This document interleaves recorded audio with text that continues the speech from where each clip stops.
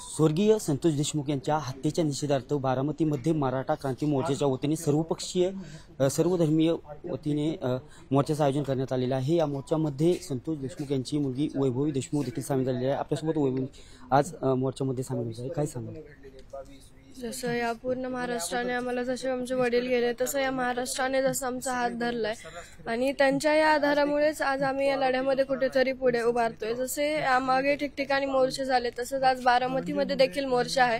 त्या मोर्चामध्ये मी, चाचा व देशमुख कुटुंबातील काही सदस्य आहेत। बारामतीमध्ये आज आले आहात, काय अशा कोणत्या प्रमुख मागण्या आहेत ते सरकारकडे करणाऱ्या मोर्चाच्या माध्यमातून काय मागण्या राहणार आहे?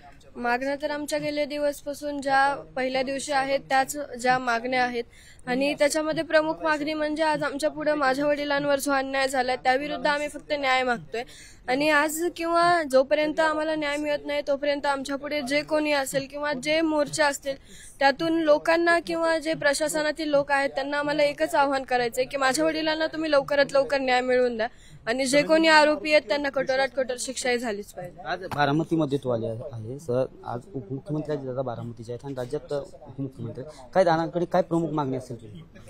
दादांकडे सुद्धा तीच मागणी आहे कारण की दादा प्रशासनामध्ये आहेत आणि दादांकडे सुद्धा तीच म्हणजे मी अपेक्षा आहे तर आम्हाला सर्वांकडूनच आणि विश्वास देखील आहे, पण सर्वांकडून आम्हाला एकच सध्या मागणी आहे की माझ्या वडिलांना लवकरात लवकर न्याय मिळाला पाहिजे। जो एक आरोपी कृष्णा आंधळे आहे तो अजून देखील फरार आहे, सरकारचं कुठेतरी यामध्ये अपेक्षित काय?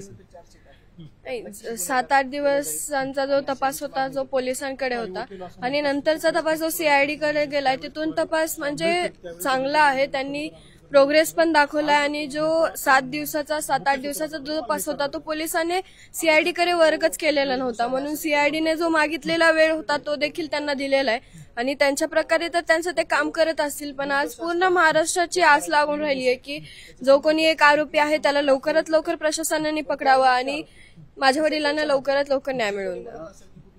महाराष्ट्रामध्ये सध्या गावागावात शहरात कडकडीत बंद होण्यास सुरू झालेले आणि गावे बंद होत आहेत, लोकांना प्रमुख काय आव्हान करशील? लोकांना तर आव्हान हेच आहे की जो आपल्याला न्याय घ्यायचा आहे तो एक शांततेने घ्यायचा आहे आणि जे आपले नियम आहेत त्या नियमाला मोडून नाही घ्यायचा, कारण की आपल्याला हे व्यवस्था आहे, कायदा आहे, त्याच्यानुसार माझ्या वडिलांना न्याय मिळवून घ्यायचा। संतोष देशमुख यांची मुलगी वैभव देशमुख होते तर आज बारामतीमध्ये मोर्चा आहे आणि आमची प्रमुख मागणी आम्हाला न्याय हवा आहे आणि तो न्याय आम्हाला नक्कीच मिळेल असं त्यांनी मत व्यक्त केलेलं आहे। कॅमेरा पर्सन अभिजित पिशेसह मी दीपक कापरे, TV9 मराठी, बारामती।